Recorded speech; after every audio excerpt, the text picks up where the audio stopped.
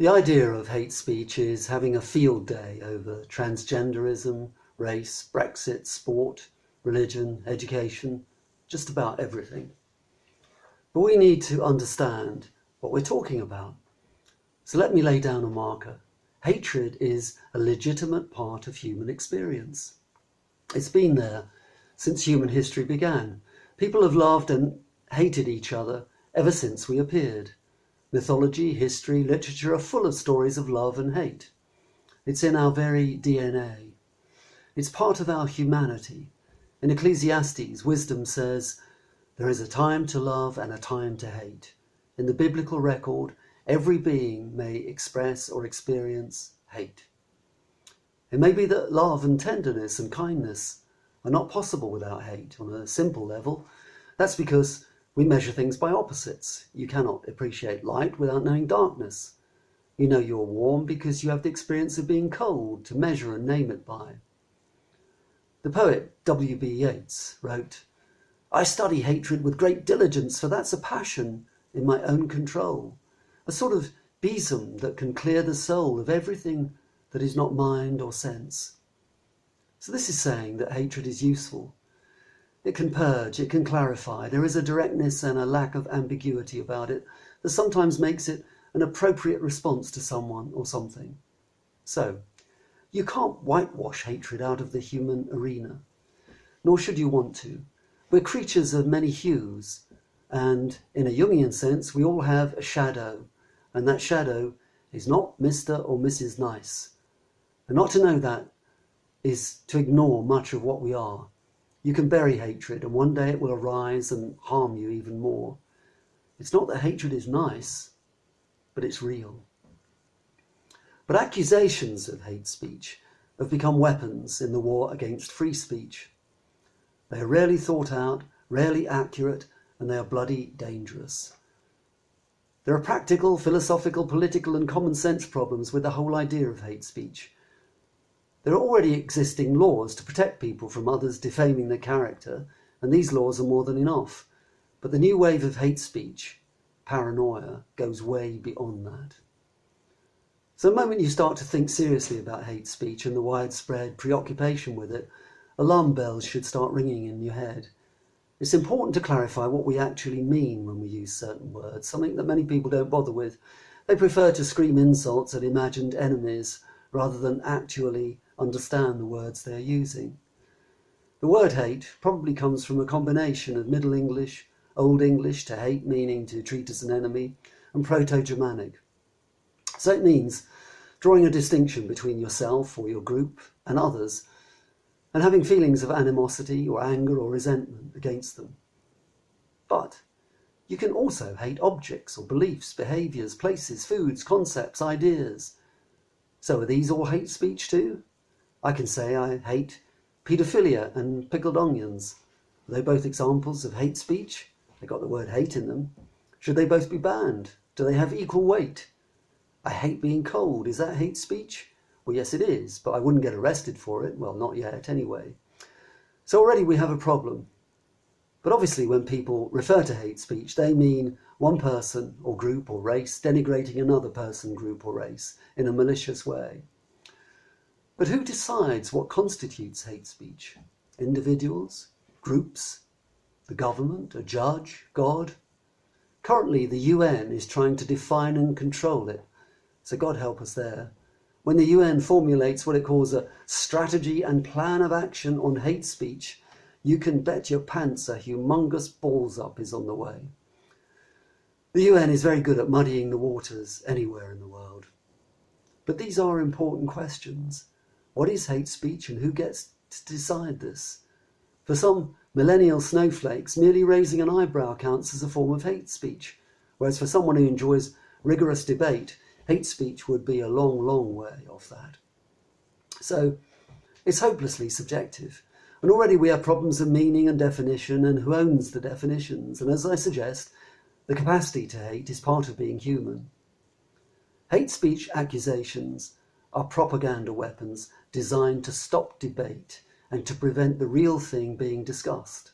For example, if a bloke suddenly feels he's a woman and you still call him a man, you can be accused of transphobic hatred. If a man enters a competitive women's sport and as a woman and wins, you can't criticize it because it's transphobic. And this is nonsense. And it's insulting to women and the great strides that many women and men have made to claim gender equality and to further the interests of women.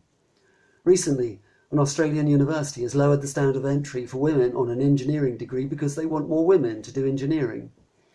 To criticise this is to risk an accusation of hate speech. You hate the idea of gender equality, or you're misogynistic.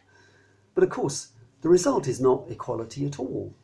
It replaces equality of opportunity with the idiotic equality of outcome. It's also hugely insulting to women. It's saying to them that clearly they're not as bright as men in this subject area, so we'll create a second-class entry program just for their pretty little airheads.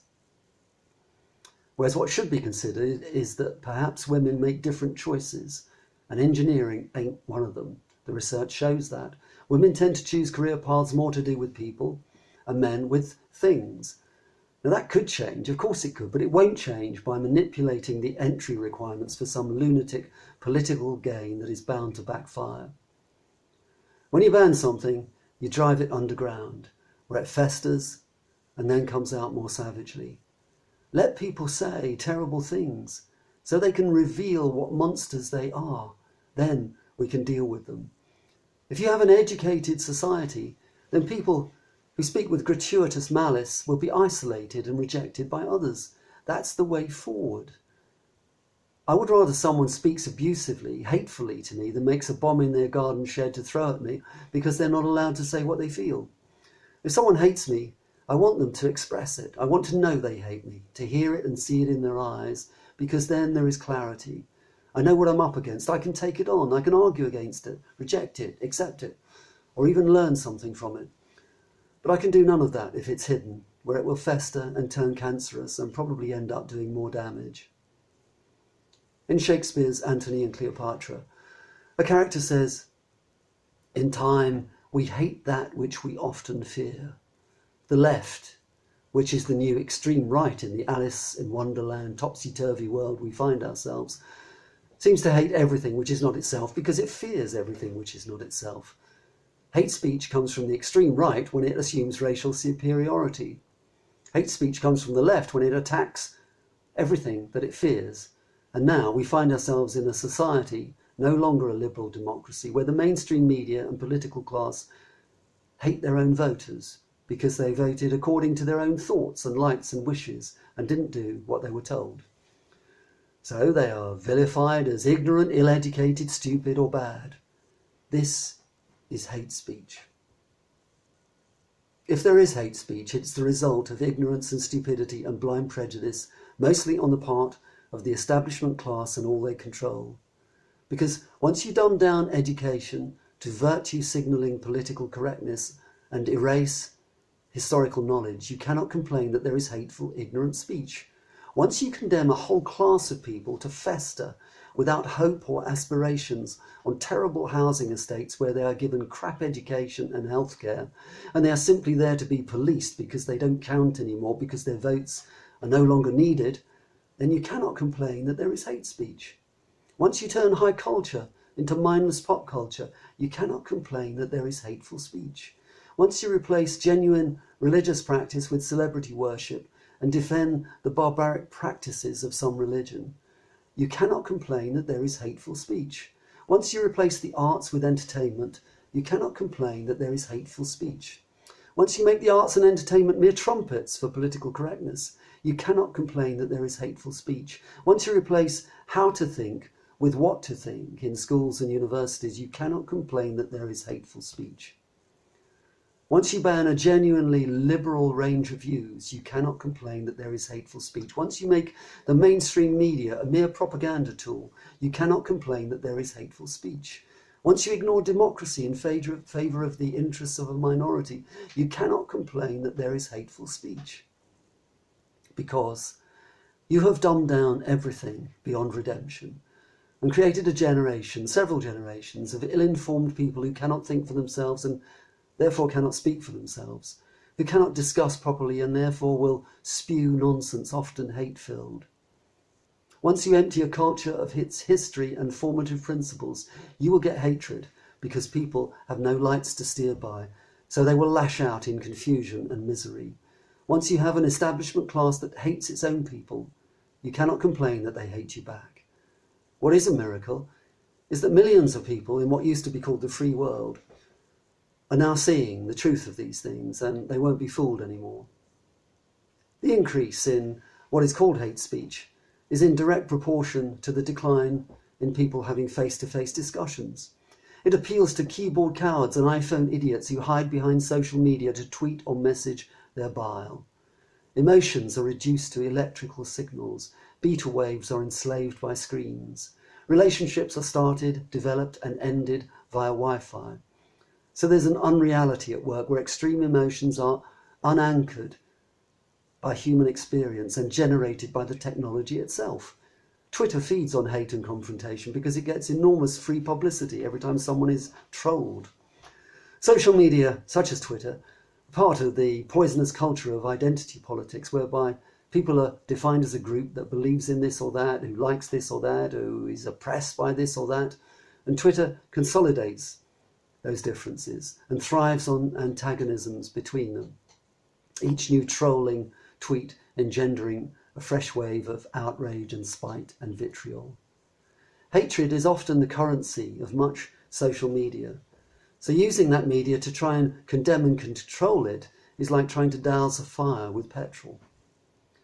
Ex-footballer John Barnes makes a very good point when he criticises legal action against racist speech in football grounds. He says, "You can't say to a football fan, keep your mouth shut on a Saturday, but for the other 6 days of the week you can do whatever you want, and then say we're getting rid of racism. We have to decide whether we want to get rid of it or if we don't want to hear it. All we are doing by passing laws is saying you can be as racist as you want, but not in a football ground." The point here is you have to examine the whole culture, the whole society, if you want to tackle something. And sometimes it's global. There is a tornado of hatred which is cultural, racial, political, and philosophical, in which blame should be equally apportioned, in which things should be equally understood. America's gung-ho empire building and slaughter of hundreds of thousands, yea, millions, usually with the UK hanging on to Uncle Sam's coattails, leads to reprisals and counter-reprisals and counter-counter-reprisals, until first causes are lost in the mist. It's like a hillbilly feud, and everyone blames everyone else, and no one steps back and says, let's just stop for a moment.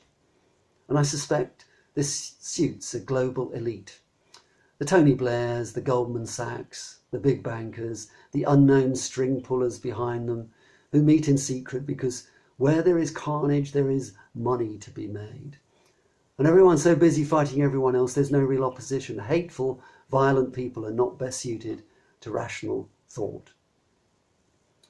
There's no doubt that religion is a cause of much of what is called hate speech, which is a good argument for not taking religion too seriously. Catholics and Protestants, Jews and Christians, Jews and Muslims, the whole caboodle of them. Buddhists and Quakers, as far as I know, on the whole, tend not to take up arms and violent tongues against others. But to know anything about the Spanish Inquisition, witch trials, religious genocides, the list goes on, is to know that hatred is a prime currency in religious thinking. Even when people are of the same religion, like Shia and Sunni Muslims, or the Hutu and Tutsi people, they soon find a reason to hate and slaughter each other. But it has to be said that there is a special place in anyone's secular hell for the worst side of Islam. Why? Because unlike any other major religion that I'm aware of, it was made up by a bloodthirsty, paedophilic warlord who got tired of trading goats and decided to slaughter Jews and Christians.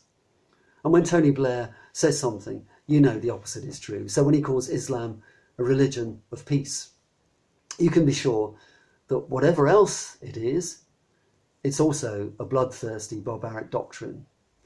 The Quran fulfills all of the conditions of hate speech: a dehumanization of anyone outside the group, a call to arms against those outside the group. Apologists try to reconcile this reality with the politically correct assumption that Islam is like other religions. It ain't. The Quran teaches supremacy, hatred, and hostility. The tens of thousands of incidents of Islamic violence in recent years do not provoke the sort of outrage on the part of most Muslims that the mere mention of Guantanamo inspires, quite rightly. We are prisoners of political correctness. We are frightened to speak out. In the Quran, slaves and the handicapped are not equal to healthy, free men. In Sharia law, the women are not equal to men.